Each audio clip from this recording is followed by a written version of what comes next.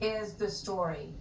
What an extraordinary scene we saw play out today at the White House. This is global power dynamics live on television this afternoon, and you're hearing a lot of feedback around the world and reaction to this. It was a stunning sequence of events from the Oval Office, and it was broadcast for the world to see. And the showdown was between President Trump, Vice President Vance, and Ukrainian President Volodymyr Zelensky. What was supposed to end with lunch and a deal signing over minerals, a 50-50 deal that would have put the United States with an economic interest in Ukraine that President Trump has explained as a security guarantee in and of itself.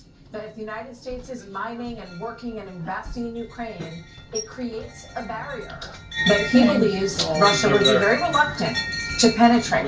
So we were supposed to get this big press conference right about, well, actually it was going to be at 1 o'clock. They've been running a little bit later, but it's not going to happen at all this afternoon now. And then the White House relayed that, in their words, President Zelensky had been kicked out of the White House by Secretary of State Marco Rubio and National Security Advisor Michael Waltz. There is the rather hurried exit by Volodymyr Zelensky, the president of Ukraine. Often, just to make this clear, usually the goodbye of this kind of event, you would see the president come out, they would shake hands, there would be a photo opportunity. So anybody who thinks that this was not a rushed exit has not seen a lot of how most of these things play out at the White House.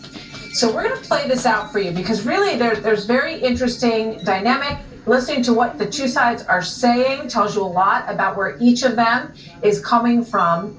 And the moment that it began to get tense, it started about 30 minutes into all of this. So here's where it started. Watch. Well, if I didn't align myself with both of them, you'd never have a deal. You want me to say really terrible things about Putin and then say, "Hi, Vladimir, how are we doing on the deal?" That doesn't work that way. I'm not aligned with Putin. I'm not aligned with anybody. I'm aligned with the United States of America. You see the hatred he's got for Putin. It's very tough for me to make a deal with that kind of hate. He's got tremendous hatred. And I understand that, but I can tell you the other side isn't exactly in love with, him either. I would respond to this. So look, for 4 years in the United States of America, we had a president who stood up at press conferences and talked tough about Vladimir Putin, and then Putin invaded Ukraine and destroyed a significant chunk of the country.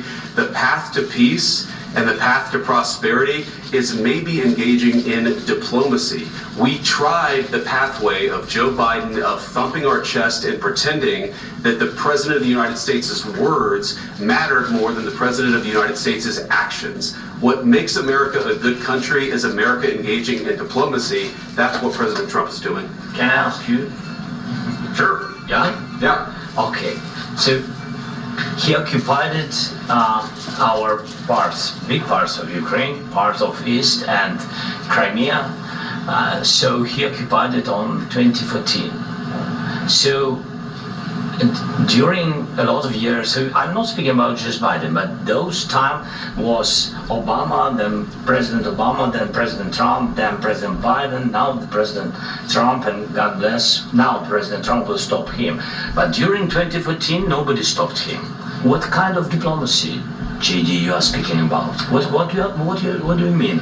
I'm talking about the kind of diplomacy that's going to end the destruction of your country. Yes, but if you Mr. President, with respect, I think it's disrespectful for you to come to the Oval Office and try to litigate this in front of the American media. Right now, you guys are going around and forcing conscripts to the front lines because you have manpower problems. You should be thanking the President for trying to bring an end to this conflict. Do you think that it's respectful to come to the Oval Office of the United States of America and attack the administration that is trying to prevent the destruction of your country? A lot of questions. Let's start from the beginning. Sure. First of all, during the war, everybody has problems. Even you, but you have nice ocean and don't feel now, but you will feel it in the future. God bless. You don't know that. God bless. God bless. You will not have war. Don't tell us what we're going to feel. We're trying to solve a problem. Don't tell us what we're going to feel. I'm not telling you. Because you're in no position to dictate that. That's exactly what you're doing. You're in no position to dictate what we're going to feel. We're going to feel very good. Feel influence. We're going to feel very good and very strong. You will feel influence. You're right now not in a very good position.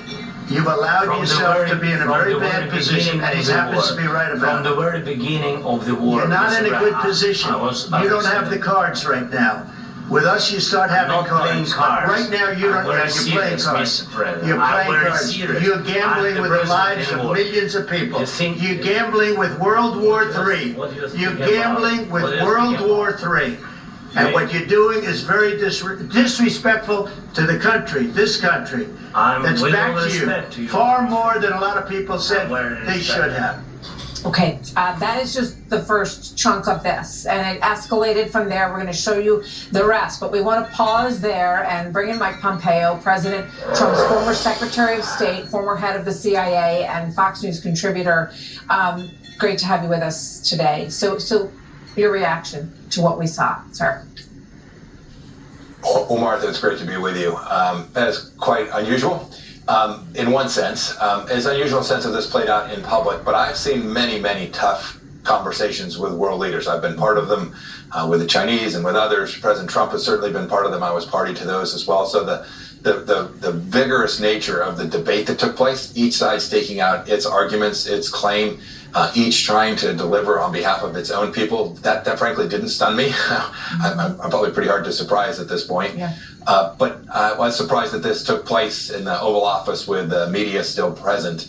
And then the second thing I observed was when you're engaged in these things that are absolutely important to the United States of America and to the Ukrainian people and to Europe, you have to make sure you don't personalize this. This can't be about individuals. This is so much bigger than that. This matters so much to how this administration can successfully deliver the deterrence that it had during the first 4 years, push back against Vladimir Putin as we had done.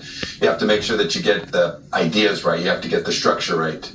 It's about actions, not words. And when we get those things right, we can deliver a really good outcome for the United States and frankly, a good outcome for Europe and Ukraine as well. And if you get them wrong, then there's lots of risk, as President Trump described in the Oval Office. All right, just a quick question. Great before we answer go to from the second Mike part. Pompeo. When President Trump said, "You have no cards. With us, you have cards, and you are gambling with World War III." Do you agree with those statements?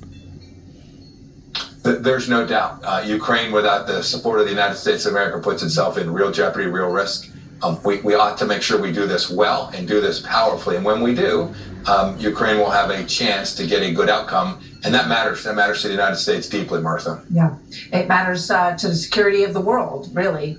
And that is the goal that was set out to be achieved today, with just this first piece being a mineral deal. I think everyone needs to understand that. This was, the first piece. And as President Trump has said, you don't get to figure out peacekeeping troops until you get further down the line here. So this was part one, and maybe they'll be able to salvage it. Let's watch the next section of this really historic moment for all of us who've been following this war very closely. Watch this.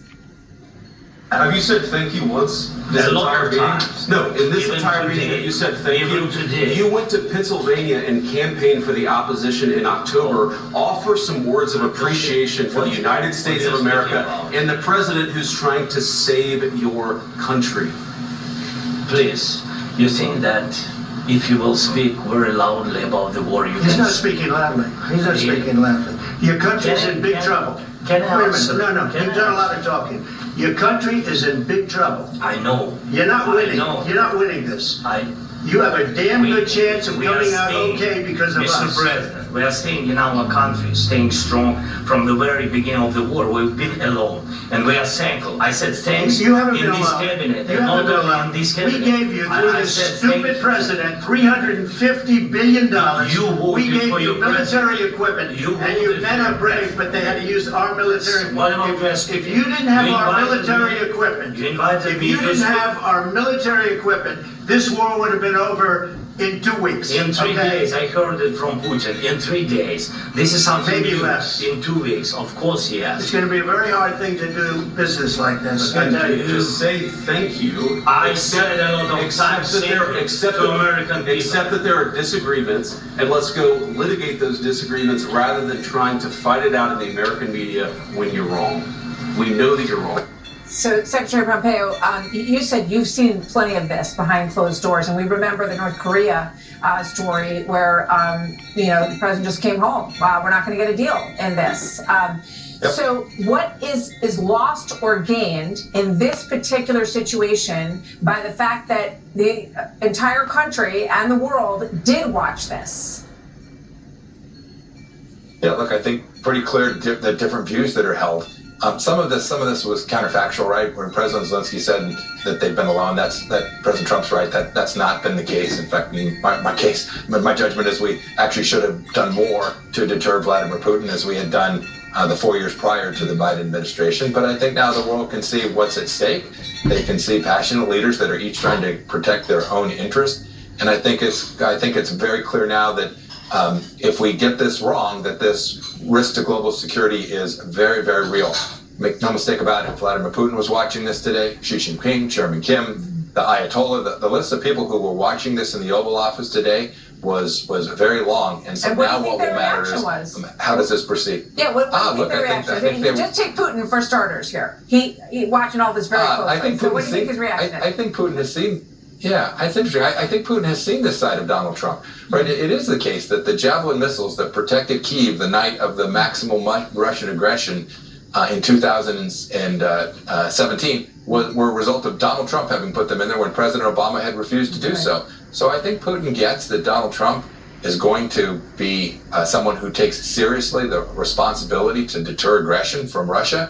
And so I think he saw that on full display today, a vigorous president capable of articulating America's interests deeply and strongly. But Putin does not want there to be a mineral deal, right? And he has no intention of giving up the territory where 20 to 30% of these minerals actually lie, right? So would he be pleased that with the opportunity that potentially this mineral deal is going to fall apart? Yeah, but I agree with that, Martha, but there's still many shoes to drop on this. Yeah. We still don't know how this ultimately concludes. No, there's no doubt. Vladimir Putin, I think Zelensky got this piece right. You can't trust Vladimir Putin to live by any agreement. We withdrew from a couple of nuclear agreements with the Russians during our time that they weren't abiding by. There's no chance that we can expect that he will live up to it. This is about power, force, capabilities, and the United States is the power and the force with the capability to actually deter the Russians with the right leadership. Mike Pompeo, a man to listen to. Thank you very much. Thank you. We will speak with General Jack Keane. You too. Thank you so much, sir. General Jack Keane is up next.